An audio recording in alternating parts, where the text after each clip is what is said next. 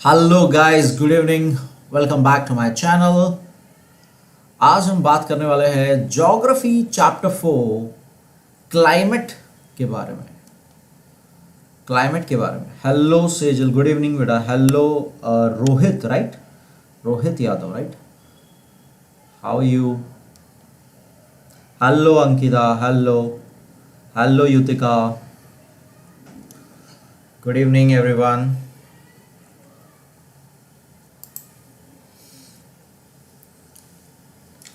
आज का टॉपिक हमारा क्लाइमेट के ऊपर है। बहुत ही प्यारा टॉपिक था, बहुत ही प्यारा इसका वीडियो मैंने बनाया था। इसके अंदर मैंने काफ़ी आपको अलग अलग साइट्स का इस्तेमाल करके आपको मैंने एनिमेशन के थ्रू बताया था कैसे हमारे यहाँ पे एंड ब्राज़ील के यहाँ पे कैसे अलग अलग क्लाइमेटिक कंडीशंस फॉर्म होते हैं because of the winds, because of the physiography and because of the location and extent. यानी कि इसके पहले के जो चैप्टर्स रहे हैं उसके वजह से क्या हमारे कंट्रीज में और ब्राज़ील में क्या फ़र्क आता है क्लाइमेट में, वो हमने देखा था।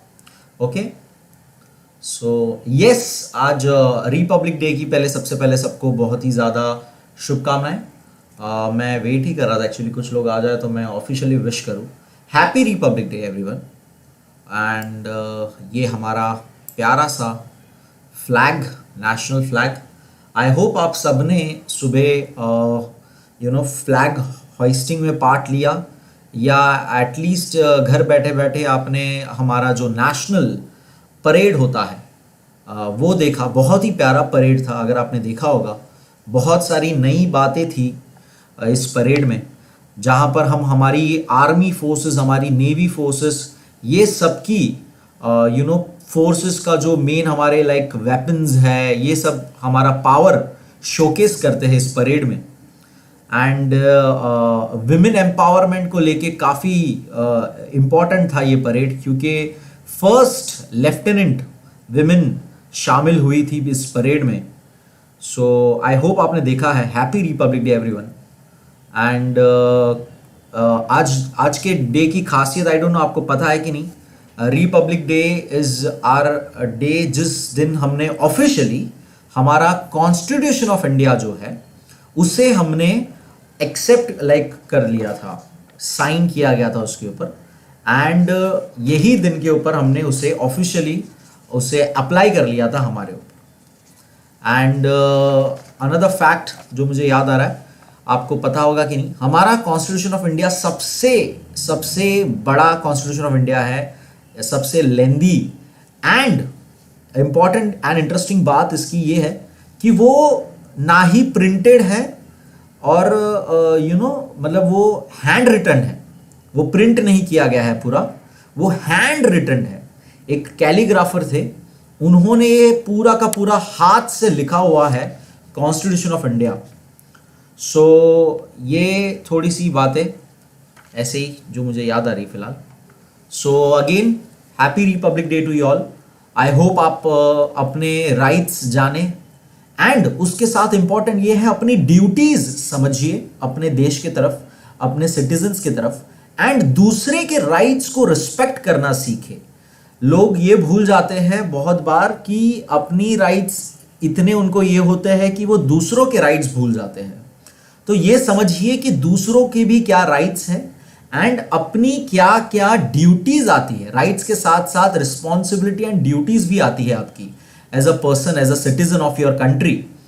सो ये मैं चाहूंगा कि आप एक गुड मोरल पर्सन बने लाइफ में, जो अच्छे बुरे का भेदभाव समझे, जो बस किसी की बात में आके कोई डिसीजन ना ले, किसी की बात में आके किसी चीज को ना मान ले। आप खुद अपना रिसर्च करें किसी चीज के ऊपर और खुद अपना ओपिनियन, स्ट्रॉन्ग ओपिनियन मेंटेन करें, दोनों साइड पहलू देखकर। सो आज की तारीख में मेरे हिसाब से बहुत ज़रूरी ये चीज़ होना यूथ के अंदर, सिंस देश में जो हाल चल रहा है आपने देखा ही होगा। रायोट्स ऑलमोस्ट हो गए, फार्मर रैली के वजह से, जो ट्रैक्टर रैली ये लोग निकाल रहे थे एक तरफ, वो लोग ने पीसफुल प्रोटेस्ट कहा था, but things got out of control and बहुत ही बुरा हाल हुआ। जो कि बहुत बुरी बात है कि एक तरफ हम अपने देश को प्राउड फील करने वाला मोमेंट है, आज हमारा नेशनल डे है हमारा, एंड दूसरी तरफ पुलिस फोर्स एंड जवानों को मारा जा रहा है, हमारे नेशनल फ्लैग का इंसल्ट किया जा रहा है। तो मुझे एक्चुअली ज़्यादा नहीं कहना इसके बारे में, क्योंकि फिर ओपिनियन की बात हो जाती है, पर्सनल ओपिनियन की बात हो जाती है। So I just wish you guys that आप कभी भी गलत ओपिनियन ना पाले, and you should know what is right what is wrong. And आपको एकदम ही सोशल मीडिया या सिर्फ मीडिया देखकर ही चीज़ें नहीं समझनी है। जो दिखाया जाता है वो हमेशा सही नहीं होता है। सो आपको देखना है एग्जैक्टली पहलू हर चीज़ का। अपना ओपिनियन फॉर्म करने से पहले और अपनी बातें रखने से पहले आपको हर साइड पता होना चाहिए। So I would just suggest you be a good moral citizen, be a person of conscious mind, and अपने फ्लैग का ऑलवेज रिस्पेक्ट करिए, अपने नेशनल मॉन्यूमेंट्स, अपने देश की सारी चीज़ें और सारी बातों पे रिस्पेक्ट और प्राउड फील होना चाहिए आपको। एंड आसपास कभी फ्लैग गिरा हुआ दिखे, 2-3 दिन में होता है ये, जब नेशनल डेज चले जाते हैं, रिपब्लिक डे और इंडिपेंडेंस डे, तो दूसरे दिन फ्लैग गिरे हुए दिखते हैं। सो देखिएगा, अगर आपको दिख जाए तो उठा लीजिएगा। और मैं जनरली अपने बैग में जमा कर देता हूँ, मुझे ऐसा दिखता है तो। और मेरे पास अभी तक मेरे बैग में कहीं ना कहीं बहुत सारे फ्लैग्स पड़े रहेंगे। सो बस यही, happy Republic day. Yes, 72nd Republic day है हमारा ये। Good evening everyone. बहुत से लोग आ चुके हैं, मैंने कमेंट्स देखे नहीं। हाय श्रीमई, हेलो एनिम्स, कल आपने मिस कर दिया था, बहुत प्यारा सेशन था कल का हमारा। Hello Neha, hello Nikita, thank you Nikita, thank you so much, thank you so much बेटा। Hello Vinay, hello Sanika, and hello Om, everyone, Mohammad, Sakshi, Sejal, and everyone. चलिए आज का सेशन स्टार्ट करते हैं फिर। Let's start with our session. And आज का सेशन, जैसे कि मैंने ऑलरेडी स्टार्टिंग में कहा, कि ज्योग्राफी का क्लाइमेट टॉपिक के ऊपर है हमारा। एंड बहुत ही प्यारा वीडियो था, अगर आपने ये देखा है कि नहीं सो जरूर देख लीजिएगा। बहुत ही बेहतरीन वीडियो बनाया जिसमें मैंने बहुत चीजें बहुत डिटेल में एक्सप्लेन की है आपको। So let's start. पहला question, as you can see on your screen, Brazil gets rainfall from the dash trade winds. Brazil को कौन से ट्रेड विंड से बारिश आती है? मैंने मराठी में भी लिखे हैं, जिनको मराठी में पढ़ने की आदत है। सो जल्दी से बताइए। यस, वेरी गुड, आंसर्स आ रहे हैं मुझे। अंकिता जी, धनंजय एंड सानिका का सबसे पहले मुझे दिखाई दे रहा है answers, and the correct option is very good. क्या बात है, both answer is the correct answer, that is A and B, यानी south east and north east दोनों ही तरफ से ब्राजील को ट्रेड विंड्स आती है। एंड इतना लेंदी, इतना बड़ा है ब्राजील कि उसको दोनों तरफ की विंड्स अफेक्ट करती है, क्योंकि इक्वेटर में पड़ता है, वो इक्वेटर उधर से जाता है, इसलिए उसमें दोनों तरफ से विंड्स आती है। सो आई होप आपको याद है उसका मैप, और आपको याद है उसकी बातें जो हमने सीखी थी, कि लैटिट्यूडनल एक्सटेंट कितना है उसका, एंड किस बेसिस पे उस पे दोनों तरफ से विंड आती है। So correct answer is both A and B, that is south east and north east trade winds. South east and north east trade winds is the correct answer. Next question देखेंगे। Hello Harshita, चलिए answer दीजिएगा फटाफट Harshita. Second question, as the dash passes through the middle of India, India is considered to be the tropical region. तो very simple, tropical region आया तो आपको दो चीज तो क्लियर हो जानी चाहिए, मतलब पहले की ट्रॉपिक ऑफ कैंसर या तो ट्रॉपिक ऑफ कैप्रिकॉर्न आंसर है।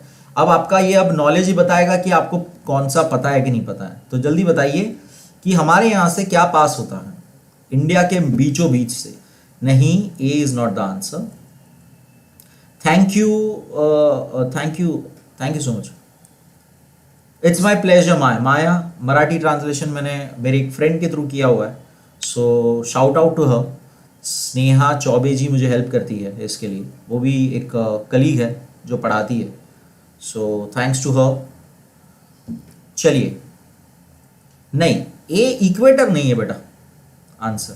The correct answer is again very good, मुझे आंसर दिख रहा है पहले अंकिता का एंड रोहित का, धनंजय का। The correct answer is B, Tropic of Cancer हमारे यहां से पास होता है। ट्रॉपिक ऑफ कैंसर हमारे यहां से पास होता है, याद रखिएगा। ये सारी बातें बहुत ही डिटेल में मैंने एक्सप्लेन की गई है चैप्टर के अंदर, और मैंने मैप्स दिखाए हुए हैं आपको। मैंने गूगल मैप्स का लाइव एनिमेशन इस्तेमाल किया हुआ है। मैंने बहुत सारी अलग वेबसाइट्स उसके अंदर दिखाई गई है जिसके थ्रू ये सारी बहुत बातें मैंने क्लियर की है। तो प्लीज एक बार वीडियो देख लीजिएगा अगर आपने ये क्लाइमेट चैप्टर अभी तक नहीं किया है या क्लियर नहीं है आपके कंसेप्ट्स, क्योंकि ये सब बेसिक क्वेश्चन है बहुत ज्यादा। थर्ड क्वेश्चन देखेंगे, winds blowing from the northeast towards the Indian Ocean bring rainfall again to some parts of the peninsula. This is the dash season in India. तो ये बात भी हमने पूरा, ये मैंने पूरा एक्सप्लेन किया, ड्रॉ करके बताया मैंने आपको एनिमेशन भी बताया, मैंने आपको ड्रॉ करके भी बताया हुआ है ये सारी बात कि कैसे नॉर्थ ईस्ट जाने वाले जो विंड्स है वो because of Himalayas, great Himalayas रुक जाती है एंड वो रिटर्न आती है पेनिनसुला की तरफ।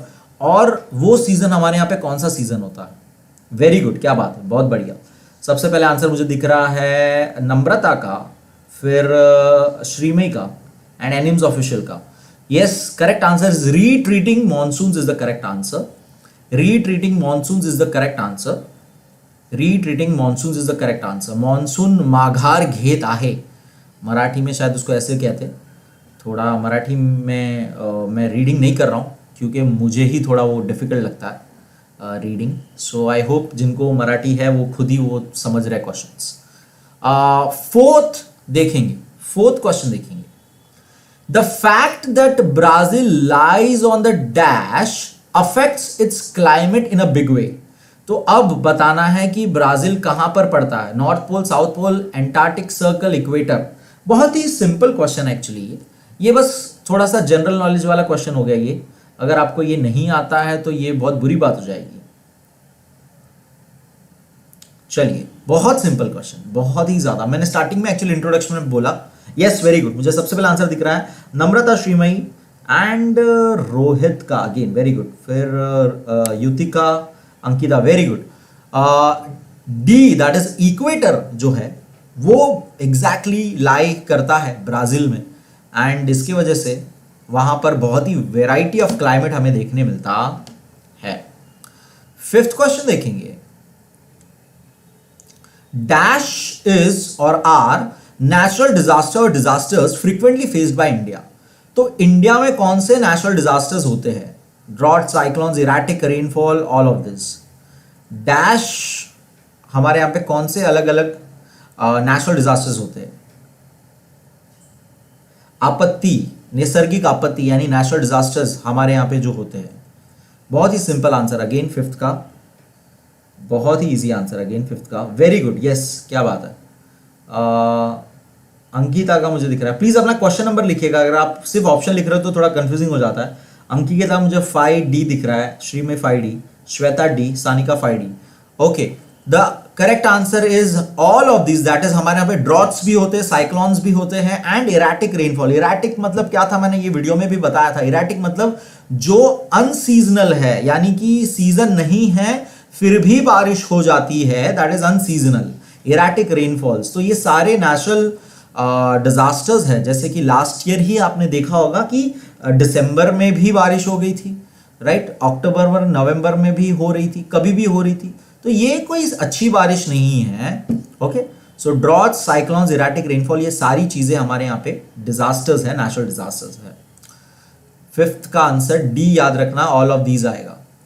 सिक्स्थ क्वेश्चन आपके सामने, because of the vast dash extend of Brazil it experiences a wide range of climatic variations. तो अगेन मैंने आपको ऊपर ही ये थोड़ा सा डिस्कस करते हुए बोला कि ब्राजील का क्या चीज एक्सटेंड ज्यादा है, latitudinal extend, longitudinal extend, both of this, none of about. क्या चीज एक्सटेंड ज्यादा है जिसकी वजह से वहां पर वेराइटी ऑफ क्लाइमेट देखने मिलता है? कम ऑन, ये इंपॉर्टेंट क्वेश्चन है थोड़ा सा। ब्राजील जिस तरह से पूरा फैला हुआ है, सो आपको पता होना चाहिए ये आंसर, बहुत ही इंपॉर्टेंट आंसर है ये आपके टेक्स्ट बुक में भी मेरे ख्याल से फिलअप है ये शायद से। वेरी गुड, क्या बात है। सही आंसर मुझे फिर से दिख रहा है सबका, नहीं, बी आंसर नहीं है, लॉन्गिट्यूडनल नहीं है। अगर याद रखिए, अगर आपको कंफ्यूजन है लॉन्गिट्यूड और लैटिट्यूड में, तो प्लीज मैं सजेस्ट करूंगा लोकेशन एक्सटेंड वीडियो देखिए, क्लाइमेट वीडियो फिर से देखिए। The correct answer is latitudinal extend, that is the parallels जो होती है हमारे, Tropic of Cancer, equator, Tropic of Capricorn, ये सब जो पैरेलल्स है, जो नॉर्थ साउथ में हम काउंट करते हैं, उसे हम लैटिट्यूड कहते हैं, लैटिट्यूड्स कहते हैं। ओके, अप एंड डाउन इसका मूवमेंट होता है, लॉन्गिट्यूड का ईस्ट और वेस्ट मूवमेंट होता है। ओके, सो जरा प्लीज अगर आपको कंफ्यूजन है तो प्लीज एक बार वीडियो देखिएगा। इसका करेक्ट आंसर है ए, लैटिट्यूडनल एक्सटेंट है ब्राजील का, जिसके वजह से वैरायटी ऑफ क्लाइमेट कंडीशंस वहां पर होती है। ओके, ये थोड़ा सा मराठी वाला मैं ऊपर करना भूल गया था, सॉरी। सो ये मराठी में भी था question. Seventh question, the average temperature in the Amazon valley is dash degree Celsius. तो अमेझॉन व्हॅली मध्ये सरासर तापमान डैश डिग्री आहे, तो एवरेज टेम्परेचर बताना है आपको। एवरेज टेम्परेचर क्या है अमेझॉन वैली का? चलिए, बहुत ही सिंपल। अगेन ये भी पूरा मैप इसके अंदर जो था पूरा मैंने एक्सप्लेन किया था, पूरा हमने साथ में पढ़ा हुआ है वीडियो में। मैंने इतना डिटेल्ड, वीडियो सारे लेंथी इसीलिए है क्योंकि उसके अंदर के मैप्स और डायग्राम मैंने इतने डिटेल्ड में एक्सप्लेन किए हैं इतने अच्छे से। तो ये सारी बातें तो आपको नोट्स में ही आपने लिखी होगी मेरे ख्याल से, अगर आपने मेरे साथ अच्छी तरह पढ़ा है तो। Yes, very good. Again correct answers मुझे दिख रहा है पहले अंकिता का, Shreemayi and Rohit. The correct answer is option A, 25 to 28 degree is the average Amazon valley का temperature. 25 to 28, option A is the correct answer. बहुत अच्छा, बहुत बढ़िया। अभी तक ऑलमोस्ट सभी के आंसर सही जा रहे हैं। 8th क्वेश्चन देखेंगे, dash type of rainfall occurs because of the natural obstructions of Himalayas. तो ये जो माउंटेन्स है उसके वजह से जो ऑब्स्ट्रक्शन हो जाता है रेनफॉल का, तो उसको हम कैसा टाइप ऑफ रेनफॉल कहते हैं? थोड़ा टेक्निकल टर्म है, आपको अगर आपने वीडियो, अगेन मैं कहूंगा, अगर आपने वीडियो देखा है तो आपको ये पहले से अच्छे से समझेगा ये कि जो हिमालयाज के वजह से नेचुरली जो रुक जाती है रेनफॉल और रिटर्न आती है, तो ये कौन सा टाइप ऑफ हम कहते हैं? Which type of rainfall it is called? Very good, क्या बात है। मुझे पहला आंसर दिख रहा है नम्रता का, उसने पूरा आंसर लिखा हुआ है। अंकिता ऑप्शन लिखा हुआ है, very good. The correct answer is B, orographic. तो जो माउंटेन्स रिलेटेड जो फिजियोग्राफी होती है, ओरोग्राफी जिसे कहते हैं, ये सब मैंने अगेन एक्सप्लेन किया हुआ है, ओरोग्राफी वगैरह टर्म्स एक्सप्लेन किए हुए हैं। ओरोग्राफिक रेनफॉल कहते हैं, ओरोग्राफिक रेनफॉल कहते हैं। 9th क्वेश्चन देखेंगे, in winters the temperature drops to dash degree Celsius in Jammu Kashmir. Jammu Kashmir में विंटर्स में कितना कम हो जाता है टेम्परेचर, कहां तक गिर जाता है? -20, -30, -10, -40। बहुत ही again easy answer, very easy answer. Winters में जम्मू कश्मीर जो हमारा है वहां पर कितना डिग्री? वेरी गुड, क्या बात है। नम्रता ने आंसर लिख दिया है, ऑप्शंस आ गए हैं बाकी के। एनिम्स ऑफिशियल, रोहित एंड ओम का आंसर रॉन्ग हो गया बेटा। The correct answer is -40 degree Celsius, बहुत ही ज्यादा नीचे। जरा समझिए, वहां पर बहुत ज्यादा ठंडी होती है, बहुत ज्यादा ठंडी होती है वहां पर। ओके, -10 तो कुछ भी नहीं है बेटा, -40 तक टेम्परेचर चला जाता है। 10th क्वेश्चन देखेंगे, because of high temperatures in summers dash pressure area develops in Punjab plains and the Thar desert of Rajasthan. Now आपको ये समझना है कि ये सारी बातें हमने कैसे सीखी है, कैसे समझी है कि टेम्परेचर जब हाई होता है तब क्या प्रेशर कैसा होता है, लो होता है, हाई होता है, कैसा होता है। ये आपको कंसेप्ट अगर याद होगा तो बड़े आसानी से आप ये आंसर दे दोगे एक्चुअली। तो चलिए बताइए, कैसा प्रेशर डेवलप होता है पंजाब और थार डेजर्ट में because of high temperatures, because of high temperatures. Very good, क्या बात है। सब लोग एकदम प्रिपेयर होके आया यार, बहुत सही, सभी लोग सही आंसर दे रहे। एक खाली गलत, एक दो गलत मुझे दिख रहे खाली। The correct answer is option C, low. याद रखिए, ये मैंने बहुत अच्छे से बताया था, हाई टेम्परेचर तो लो प्रेशर, हाई टेम्परेचर तो लो प्रेशर। तो ये पूरा एक्सप्लेन किया गया था मैंने कंसेप्ट इसका, मैंने आपको वीडियो मतलब पूरा एनिमेटेड टाइप भी बताया था एक साइट से, तो प्लीज थोड़ा अच्छे से उसको देखिए अगर आपका कंफ्यूजन है तो। लो प्रेशर क्रिएट होता है जिसकी वजह से, और गर्मी वहां पर जो है वो कैसा होता है जिसमें आपको पसीना नहीं आएगा, आप काले पड़ जाओगे। तो पंजाब और डेजर्ट में वैसा होता है, low pressures. Next question, 11th question देखेंगे, in general the climate of India is dash throughout the year. तो अगर एक जनरल में बात करें तो भारत में किस तरह का हम टेम्परेचर, किस तरह का हम पूरा एक क्लाइमेट कंडीशंस कहेंगे, कैसा क्लाइमेट कंडीशंस हम कहेंगे हमारे यहाँ पे compare to different world countries, एक जनरल में बात करेंगे तो हमारे यहाँ पे कौन सा टाइप ऑफ कहेंगे हम लोग। Very good, very good. Shreemay घाय घाय में ऑप्शन लिखना भूल गई। यस नम्रता, बहुत बढ़िया बेटा। गरम यानी हॉट, हॉट कहेंगे हम लोग, हॉट। हमारे यहाँ पे गर्मी वाला क्लाइमेट हम कहेंगे, हॉट कहेंगे। सो थोड़ा ये याद रखिएगा, थोड़ा सा कंफ्यूजिंग हो सकता है। So hot climate through out the year कहेंगे हम लोग। ओके, सालाना, साल भर गर्मी, गर्म वाला टेम्परेचर। 12th क्वेश्चन देखेंगे, the dash part of Brazilian highlands receives very less rainfall. बहुत इंपॉर्टेंट, बहुत इजी एंड बहुत ही ज्यादा सिंपल सा, कि कौन सा पार्ट ब्राजीलियन हाईलैंड का बहुत ही कम रेनफॉल रिसीव करता है। तो अगेन आपने अगर पूरा एक्सप्लेनेशन देखा है ये, तो आपको पता होगा कि ड्रॉट क्वाड्रिलेटरल हमारा ब्राजील में कहाँ फॉर्म होता है। तो उसके बेसिस पे आपको आइडिया होगा ये कि क्या इसका सही आंसर होना चाहिए, कौन सा साइड है वो, विच पार्ट। वेरी गुड, क्या बात है। मुझे आंसर सबसे पहले दिख रहा है नम्रता का। नम्रता बहुत ही फास्ट पूरा पूरा आंसर टाइप कर देती फटाक से। ओम, फिर एनिम्स, फिर श्वेता जी का आंसर है, Shweta Mishra.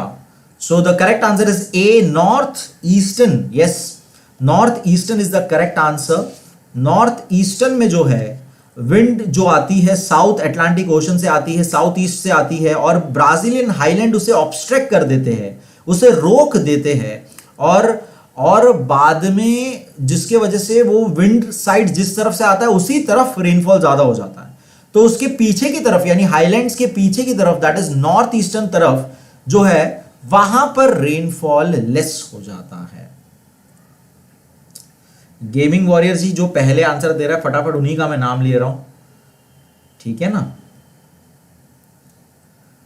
So north eastern is the correct answer. आप इतना स्पैमिंग वाला कर रहे हो, इससे अच्छा आंसर फटाफट दीजिए, है ना। चलिए नेक्स्ट क्वेश्चन देखेंगे, 13th क्वेश्चन देखेंगे। Dash type of rainfall is not prominent in India. तो अब देखिए, नॉट प्रोमिनेंट, नॉट प्रोमिनेंट यानी कि ये हमारे यहां पे कॉमन नहीं है रेनफॉल। कौन सा टाइप ऑफ रेनफॉल, तो ये आपको बताना है। अगेन टेक्निकल वर्ड्स है, सो आई डोंट नो किनको किनको ये आएगा। Let's see that who is gonna tell me this. चलिए फास्ट।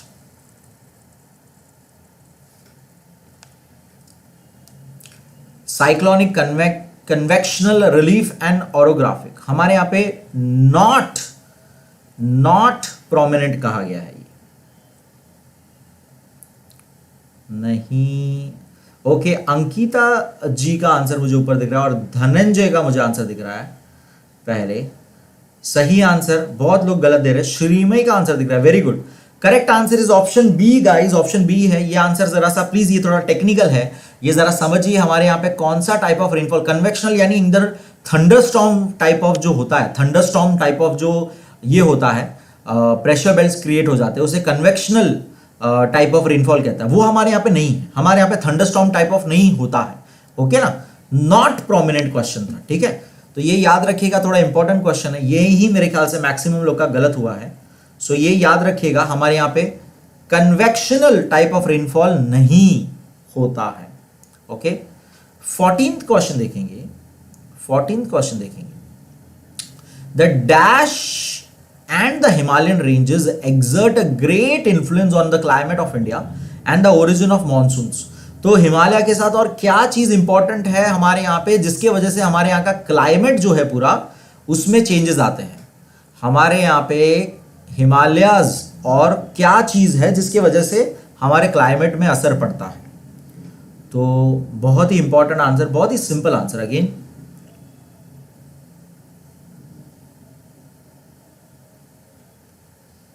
सुचेता जी, और क्वेश्चन के साथ ऑप्शन लिखिए। सी कौन सा आंसर दे रहे हो आप?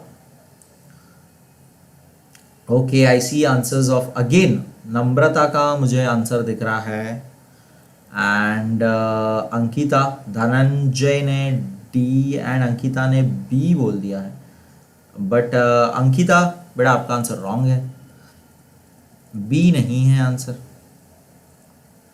The correct answer is D, not be, D is the correct answer. Indian ocean guys, एकदम सिंपल आंसर है इंडियन ओशन। मैंने आपको पूरा इसका एनिमेशन दिखाया था, एक बार जरूर वीडियो देख लीजिएगा, थोड़ा सा फास्ट फॉरवर्ड करके वीडियो देख लीजिएगा रिवीजन के लिए। Indian ocean, option D is the correct answer, option D is the correct answer. Mutant royal ji ने भी बी बोला है, नहीं वो आंसर नहीं है बेटा। श्रीमय ने भी बी बोला है, नहीं नहीं, Indian ocean is the correct answer, याद रखिएगा, Indian ocean is the correct answer.